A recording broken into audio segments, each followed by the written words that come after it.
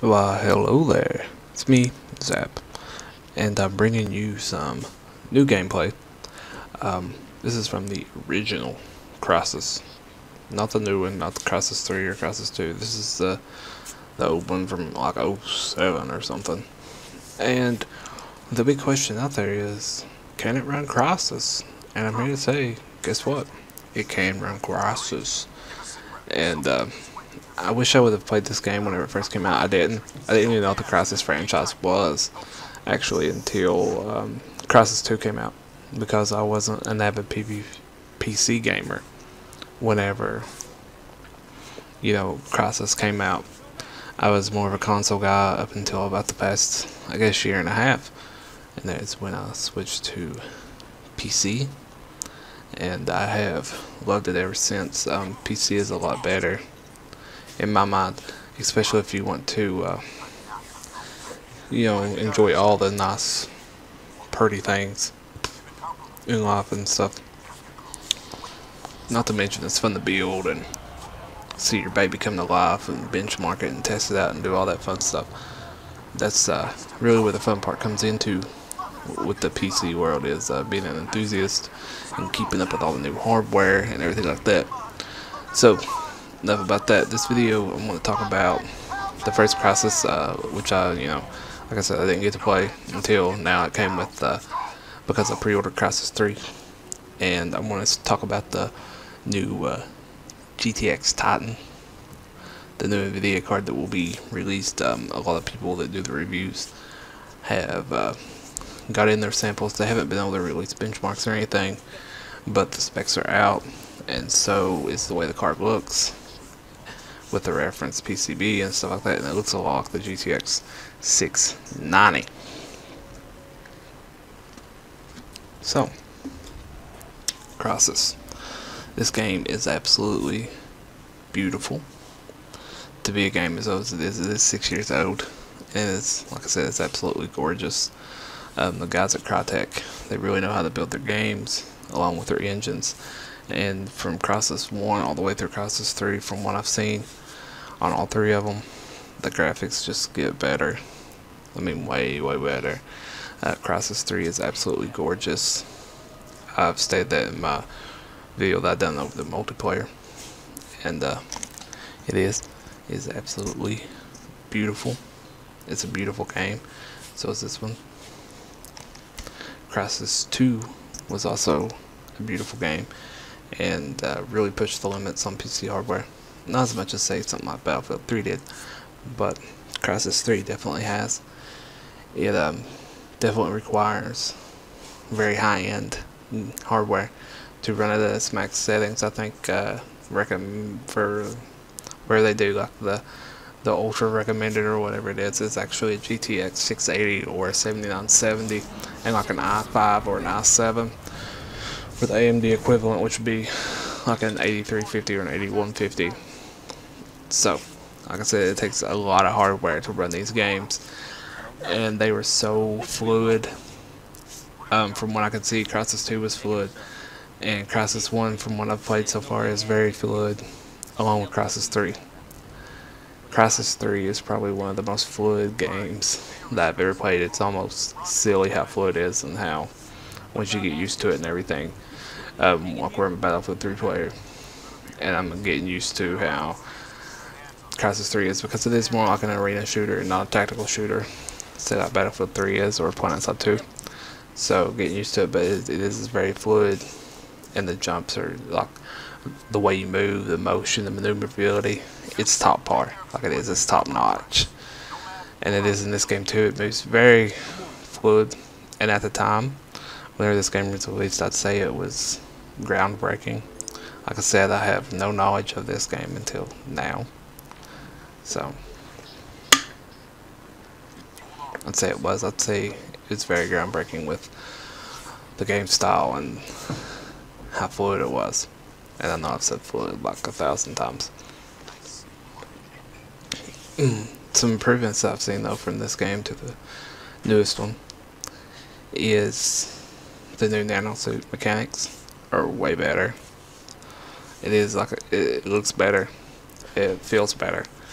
So I mean, when you got games like this, especially when you go from one that does so well to the newer generation, especially something like Call of Duty, which really hasn't changed, and would ultimately say that COD 4 was the best one.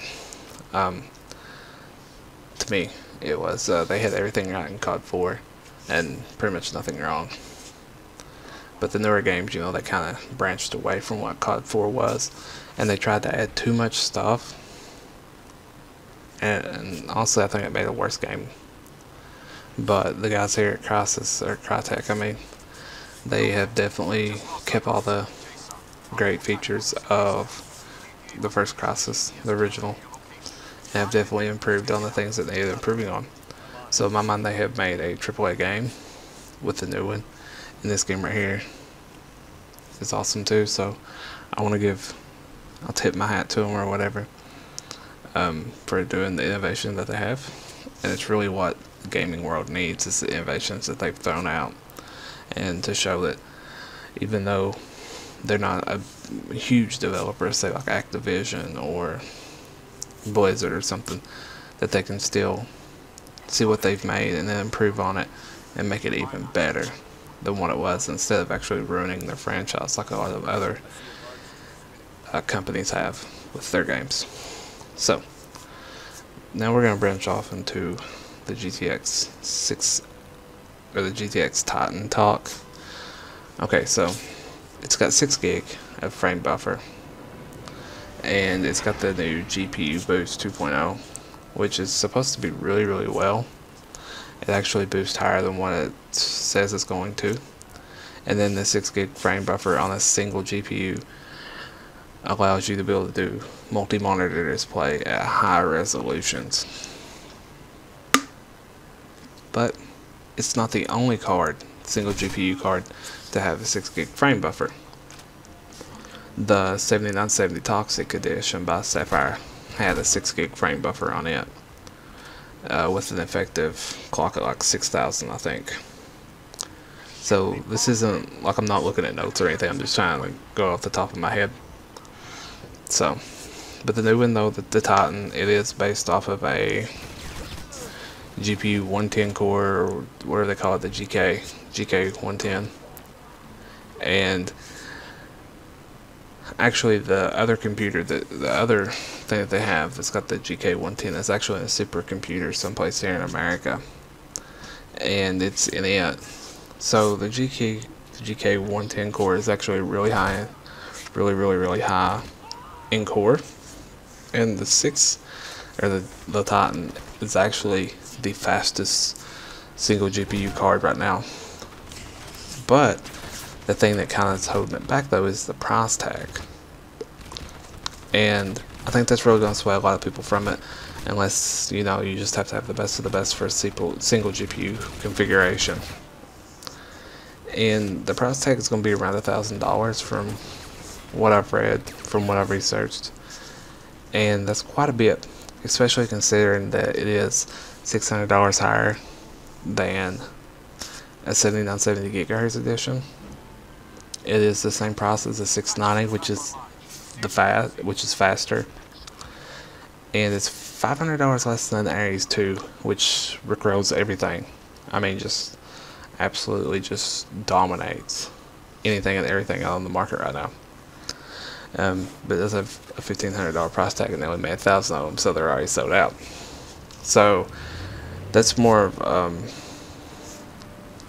an unrealistic benchmark would be against an Aries 2, but it doesn't beat SLI 680s, which comes in at about $900, $950, something like that, and it definitely doesn't beat Crossfire 7970 gigahertz, which come in at about $800.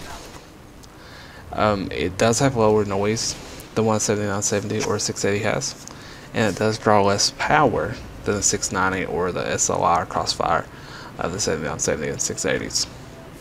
So those are really its strong points. It's the fact that it does have such a huge frame buffer. It is the fastest single GPU card, and it has low acoustics and low power draw. But though, the price though I think is really gonna hold it back, especially considering that you really don't want to pay $1,000 for a card whenever you can spend another $1,000 or spend $1,000, you know, equally and get a 690, or spend $800 and get Crossfire 7970 GHz, which is going to rickroll it, or SLI 680s. You won't have as big of a frame buffer. If you go with the 7970s, you're going to have a 3 gig frame buffer, and if you go with the 690, you've got, I think, a 2 or 4 gig frame buffer. If you go to 680s, you're going to have a 2 gig frame buffer, because even though you'll have 6 gig altogether with the 7970s, or 4 gig altogether with the 680s and SLI and Crossfire, you only utilize 3 gig from each card, so it doesn't actually add all together. And I really think that that's going to hold the card back. I'm excited to see the benchmarks whenever they come out.